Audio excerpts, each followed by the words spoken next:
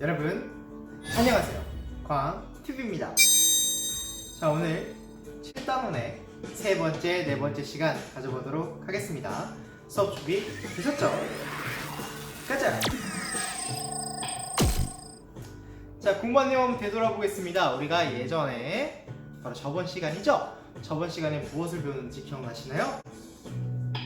그때는 바로 여러분들 기행문을 읽거나 쓴 경험을 한번 이야기해봤고요. 그 다음에 이게 왜 필요한지 그 좋은 점을 알면서 필요성을 알아봤습니다. 그죠? 자, 오늘 공부하기 전에 영상을 하나 볼 거예요. 어떤 영상을 볼 거냐? 꽃보다 청춘 아이슬란드 편을 볼 건데 꼭 영상에서 보고 오세요. 보고 왔다 하면 어떤 영상이었다고요? 꽃보다 청춘 아이슬란드 편이었다고 했습니다. 그러면 여기서 내용을 한번 떠올려 볼게요. 어떤 내용이었어요? 뭘 보러 갔었죠? 그때는 여러분들 보시다시피 아이슬란드를 여행을 했었고요. 그 중에서 황금폭포라는 의미를 가진 굴코스를 보았다는 내용을 가지고 있었습니다. 그죠? 뭐 이거는 얘기지만 영상 초반에 여행을 즐기던 이 사람들의 마음이 어땠어요? 누구랑 같이 가고 싶다? 아이들과 가족들과 이렇게 사랑하는 사람이랑 함께 오고 싶다는 마음을 얘기했었습니다. 그쵸? 그러면 오늘 공부할 건 한번 알아보도록 하겠습니다. 오늘은 지난번에 선생님이 예고하다시피 오늘은 기행문의 특성을 한번 파악해 볼 거예요. 어떠한 기행문을 먼저 읽어보고 거기에서 기행문의 특성을 파악해 보도록 하겠습니다. 교과서는 218쪽부터 224쪽까지 지금부터 들어갑니다. 첫 번째 기행문을 한번 읽어보도록 할게요. 교과서 218쪽부터 221쪽까지 해당하고 있습니다. 자, 여기서 돌하르방 어디 감수광이라는 내용이 있어요. 그 내용을 보시면 혹시 제목만 봤을 때 어떤 내용일까 생각이 되시나요? 제목만 딱 보고 자, 돌하르방은 여러분들 아마 아실 거예요. 근데 어디서 나오는 걸까요? 이 돌하르방이 제주도에서 나오죠? 어디? 감수광. 감수광이 무슨 뜻일까? 이 감수광은 여러분들 제주도의 방언인데 가시나요? 라는 의미를 가지고 있습니다. 돌아르방 어디 가시나요? 이런 내용이겠죠? 그럼 생각을 해봤으니 이제 글을 읽어보도록 하겠습니다. 돌하르방 어디 감수광 유홍준. 제주행 비행기를 탈 때면 나는 창가 쪽 자리를 선호한다. 하늘에서 보는 제주도의 풍광을 만끽하기 위해서다. 저희 비행기는 잠시 후 제주국제공항에 착륙하겠습니다. 안전벨트를 다시 매어 주십시오. 기내 방송이 나오면 나는 창가에 바짝 붙어 제주도가 나타나기를 기다린다. 비행기 왼쪽 좌석이면 한라산이 먼저 나타나고 오른쪽이면 쪽빛 바다와 맞닿아 둥글게 돌아가는 해안선이 시야에 펼쳐진다. 이윽고 비행기가 제주도 상공으로 들어오면 왼쪽 창밖으로는 오름의 산빛 아래 수놓듯이 줄지어 있는 산담이 아름답고 오른쪽 창밖으로는 삼나무 방풍림 속에 짙은 초록빛으로 자란 밭 작물들이 싱그러워 보인다. 비행기가 선회하여 활주로로 들어설 때는 오른쪽과 왼쪽의 풍광이 교체되면서 제주의 들과 산이 석 바뀌어 모두 볼 수 있게 된다. 올 때마다 보는 제주의 전형적인 풍광이지만 그것이 철 따라 다르고 날씨 따라 다르기 때문에 언제나 신천지에 오는 것 같은 설렘을 느끼게 됩니다. 우리 답사의 첫 유적지는 한라산 산천단이었다. 한라산 산신께 제사드리는 산천단에 가서 답사의 안전을 빌고 가는 것이 순서에도 맞고 또 제주도에 온 예의라는 마음도 든다. 산천단은 제주시 아라동 제주대학교 뒤편 소산봉 솟아오르는 기슭에 있다. 산천단 주위에는 제단을 처음 만들 당시에 심었을 수령 500년이 넘는 곰솔 8그루가 산천단의 역사와 함께 엄숙하고도 성스러운 분위기를 보여준다. 제주의 동북쪽 부자읍, 새화리, 송당리 일대는 크고 작은 무수한 오름이 저마다의 맵시를 자랑하며 드넓은 들판과 황무지에 오뚝하여 오름의 섬 제주에서도 오름이 가장 많고 아름다운 오름의 왕국이라고 했다. 그 중에서도 다랑쉬 오름은 오름의 여왕이라고 불린다. 다랑쉬라는 이름의 유래는 여러 설이 있으나 다랑쉬 오름 남쪽에 있던 마을에서 보면 북사면을 차지하고 앉아 된바람을 막아주는 오름의 분화구가 마치 달처럼 둥글어 보인다 하여 붙여졌다는 설이 가장 정겹다. 오름 아랫자락에는 삼나무와 편백나무 조림지가 있어 제법 무성하다 싶지만 숲길을 벗어나면 이내 천연의 풀밭이 나오면서 시야가 갑자기 탁 트이고 사방이 멀리 조망된다. 경사면을 따라 불어오는 그 유명한 제주의 바람이 흐르는 땀을 씻어주어 한여름이라도 더운 줄 모른다. 발길을 옮길 때마다 한 구비를 돌 때마다 시야는 점점 넓어지면서 가슴까지 시원하게 열린다. 성산 일출봉은 제주답사의 기본 경로라 할 만큼 잘 알려져 있고 영주 10경의 제1경이 성산에 뜨는 해인 성산 일출이며 제주 올해 제1경로가 시작되는 곳일 만큼 제주의 중요한 상징이기도 하다. 제주도와 연결된 서쪽을 제외한 성산 일출봉의 동, 남, 북쪽 외벽은 깎아내린 듯한 절벽으로 바다와 맞닿아 있다. 일출봉의 서쪽은 고운 잔디 능선 위에 돌기둥과 수백 개의 기암이 우뚝우뚝 솟아 있는데 그 사이에 계단으로 만든 등산로가 나 있다. 전설에 따르면 설문대 할망은 일출봉 분화구를 빨래 방울로 삼고 우도를 빨래돌로 하여 옷을 매일 세탁했다고 한다. 일출봉은 멀리서 볼 때나 가까이 다가가 올려다 볼 때나 정상에 올라 분화구를 내려다 볼 때나 풍광 그 자체에 아름다움과 감동이 있다. 특히나 항공사진으로 찍은 성산 일출봉은 공상과학 영화에나 나옴직한 신비스러운 모습을 보여준다. 우리는 어리목에서 출발하여 만세동산을 지나 1700고지인 윗세오름까지 올라 그곳 산장휴게소에서 준비해간 도시락을 먹고 영실로 하산하면서 한라산의 아름다움을 만끽했다. 영실에 들어서면 이내 솔밭 사이로 시원한 계곡물이 흐른다.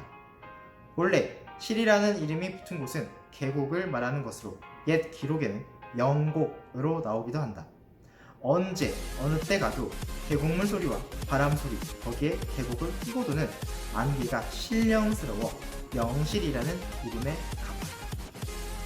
무더운 여름날 소나기라도 한 차례 지나간 뒤라면 이 계곡을 두른 절벽 사이로 100여 미터의 폭포가 생겨 더욱 장관을 이룬다. 숲길을 지나노라면 아래로는 제주조리대가 때를 이루면서 낮은 포복으로 기어가며 온통 푸르게 물들여 놓고 위로는 하늘을 가린 울창한 나무들이 크면 큰 대로 작으면 작은 대로 아름답고 기이하다. 숲길을 빠져나와 머리핀처럼 돌아가는 가파른 능선 허리춤에 올라서면 호련히 눈앞에 수백 개의 뾰족한 기암괴석이 호를 그리며 병풍처럼 펼쳐진다. 오르면 올수록 이 수직의 기암들이 점점 더 하늘로 치솟아 올라 신비스럽고도 웅장한 모습에 절로 감탄이 나온다. 언제 올라도 한라산 영실은 아름답다. 500 장군봉을 안방에 들이운 병풍 그림처럼 둘러놓고 그것을 멀찍이서 바라보며 느린 걸음으로 돌계단을 밟으며 바쁠 것도 힘들 것도 없이 오르노라며 마음이 들뜰 것도 같지만 거기엔 아름다움 뿐만 아니라 장엄함과 아늑함이 곁들여 있기에 우리는 함부로 감정을 누르지 못하고 아래 한 번, 위 한 번, 좌우로 한 번씩 발을 옮기며 그 풍광에 느긋이 취하게 된다. 다 읽어보셨죠? 그럼 한번 221쪽 2번의 글에 대한 질문을 만들어 보도록 할게요. 우리 질문 만들기 계속 했었죠? 그래서 답을 찾을 수 있는 질문과 직접 상상해서 생각을 말해야 하는 질문, 이렇게 두 가지 유형의 질문이 있었습니다. 각각에 해당하는 질문들을 만들어 보세요.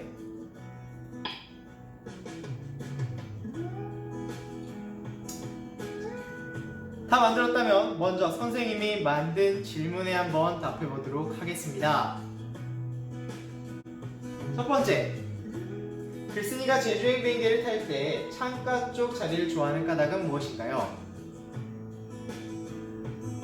정답은 여러분들 218쪽에 나와 있죠. 첫 번째 줄에 나와 있습니다. 하늘에서 보는 제주도의 풍광을 만끽하기 위해서다 라고 얘기했었죠.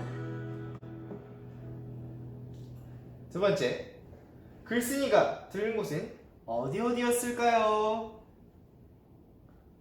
이거는 219쪽부터 220쪽, 221쪽까지 잘 나와 있습니다. 한라산 신천단도 있었고요, 다랑시 오름도 있었고요, 성산 일출봉도 있었고요, 그 다음에 한라산 영실까지 있었죠. 세 번째 질문이에요. 다랑시 오름이라는 이름의 유래는 어디서 나온 걸까요? 어디서 나온 걸까요? 이건 여러분들 219쪽에 13번째 줄에서 찾을 수 있습니다. 이 오름의 분화구가 마치 다리처럼 둥글어 보인다고 하여 붙여졌다는 설이 가장 정겹다고 얘기를 했었죠. 그럼 이번엔 생각을 말해야 하는 질문 가볼까요? 감수광이라는 말을 들었을 때 어떤 생각이 들었어요, 여러분들? 신기하다, 모르겠다, 희한하다, 뭐 이런 생각들이 들었겠죠? 궁금하다라던가, 그치? 두 번째, 만약 여러분들이 제주도에 간다면 어디 가보고 싶어요? 여기 나왔던 것들 중에 어딜 가고 싶나요?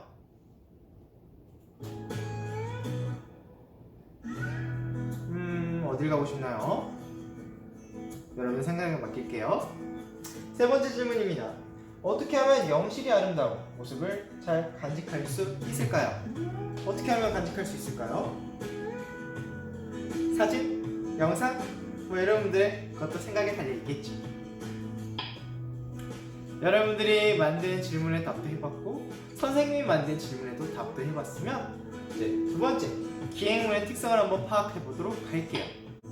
교과서는 222쪽 3번으로 넘어갑니다.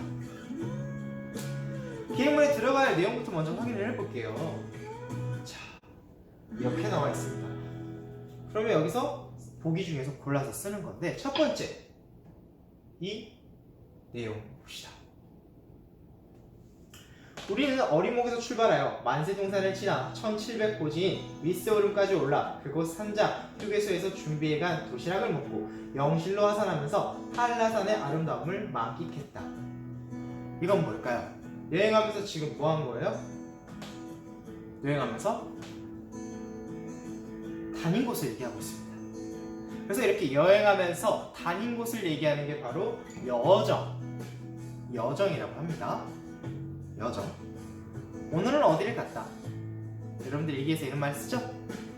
어디에서 또 어디로 갔고, 할머니 집을 갔거나 뭐 어디를 영화관을 갔거나 그런 것들 내용이 다 여정이에요. 두 번째 봅시다.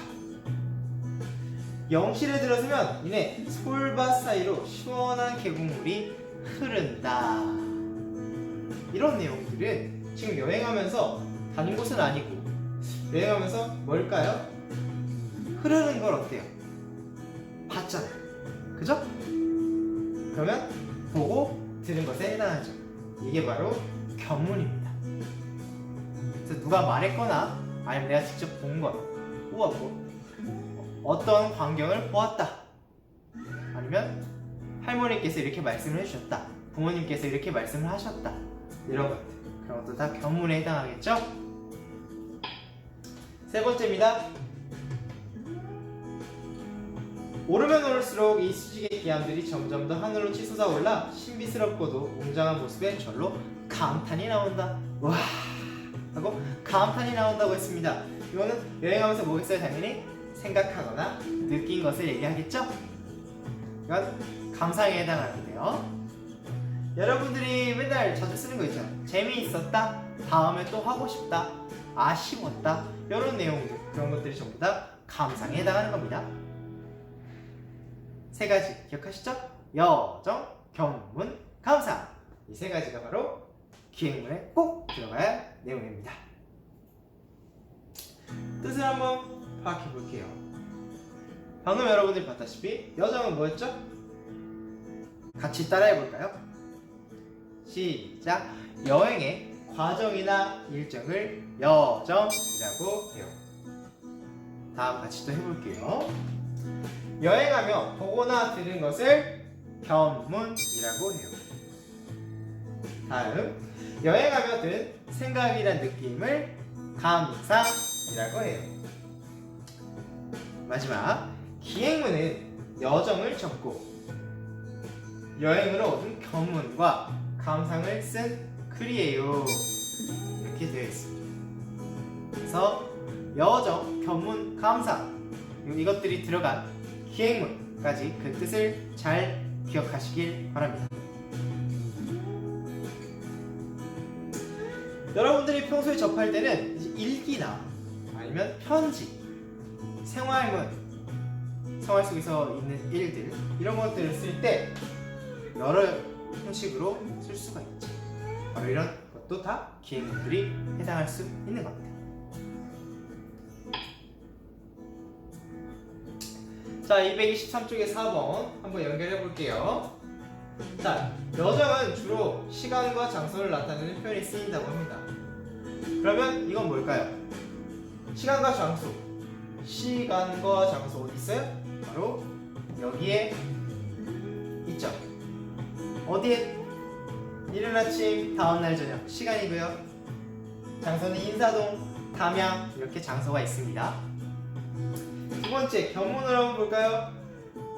어떤 장소를 방문해 본 것과 들은 것. 본 거랑 그리고 들은 것. 이 두 가지에 해당합니다. 그럼 지금 어디 있죠?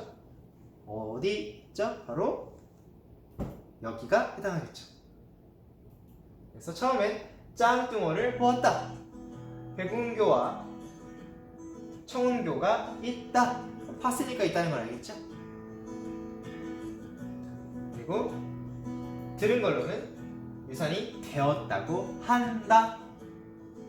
되었다고 한다라고 들어보자. 그래서 이건 견문에 해당합니다. 마지막 감상은요. 여행하면서 든 생각이나 느낌이라고 했죠. 그거는 하나 남은 이거밖에 없죠. 자, 머리카락이 쭈뼛 서는 듯한 감동. 그리고 천만 다행이다. 감동이 밀려왔다. 느껴졌다. 이런 것들이 다 생각이나 느낌에 해당하겠죠? 그럼 여러분들이 이렇게 잘 해봤습니다. 그럼 오늘 배운 거 한번 정리해 볼까요? 223쪽의 5번입니다. 여러분 돌하르방 어디 감수광을 다시 읽을 거예요. 다시 읽으면서 여정, 견문, 감상하는 거 구분해 볼 건데 먼저 219쪽에 부침사 자료가 있어요. 이렇게 투명으로 된 이 자료를 뜯습니다. 뜯어 오셔서 219쪽에 쫙 대보면 뿅! 이렇게 됩니다. 자, 여기 빨간 줄. 우리 답사의 첫 유적지는 한라산 산천단이었다. 이건 뭐예요? 바로 빨간 줄 여정이고요. 그 다음에 파란 줄. 제주도와 여기는 서쪽을 제외한 성산 일출봉의 동남 북쪽 외벽은 깎아내린 절벽으로 바다와 맞닿아 있다. 일출봉의 서쪽은 고운 잔디 능선 위에 돌기둥과 수백 개의 기암이 우뚝우뚝 솟아있는데 그 사이에 계단으로 만든 등산로가 나있다. 전설에 따르면 설문대 할망은 일출봉 분화구를 빨래 바구니로 삼고 우도를 빨랫돌로 하여 옷을 매일 세탁했다고 한다. 이게 바로 뭐야? 견문에 해당합니다. 그리고 마지막 초록줄. 경사를 면을 따라 불어오는 그 유명한 제주도의 바람이 흐르는 땀을 씻어주어 한여름이라도 더운 줄 모른다. 발길을 옮길 때마다 한구비를 돌 때마다 시야는 점점 넓어지면서 가슴까지 시원하게 열린다. 이게 뭐예요? 마지막 감상에 해당하죠. 시원하다. 열린다. 더운지 모르겠고 식혀주는 것 같고 그런 생각이죠? 그래서 이걸 가지고 여러분들이 다른 부분도 한번 여정과 견문과 감상으로 구분해서 밑줄 한번 그어보세요. 아시겠죠? 색깔 구분 잘 하셔야 돼요. 선생님 저 색깔이 없어요 하는 친구들은 뭐 밑줄과 아니면 밑줄은 밑줄인데 구불구불구불 밑줄이라던가 아니면 동그라미로 크게 한다던가 그렇게 구분하셔도 됩니다. 이거는 색연필 색깔이 없는 친구들만 하는 겁니다. 아시겠죠? 색깔이 있는 친구들은 이렇게 하시면 돼요. 근데 문장에 따라서는 여정과 감상과 견문이 정확하게 구분하기 어려운 경우도 있어요. 그런 경우에는 셋 다 칠하거나 아니면 조금 더 이게 두드러진 것 같다 하는 거에 더 체크하시면 되겠습니다. 무슨 말인지 아시겠죠? 하신 대로 하세요. 이렇게 하면 오늘 세 번째, 네 번째 시간이 끝났습니다. 참 빠르죠? 이렇게 세 번째, 네 번째 시간이 끝났고요. 다음 시간에는 기행문 쓰기를 직접 배워보도록 하겠습니다. 아시겠죠? 자, 지금까지 광TV였습니다. 여러분들 유익하게 보셨다면 구독과 좋아요 꼭 부탁드리겠습니다. 다른 친구들도 볼 수 있게요. 그럼 오늘 하루도 행복하세요. 여러분들 안녕.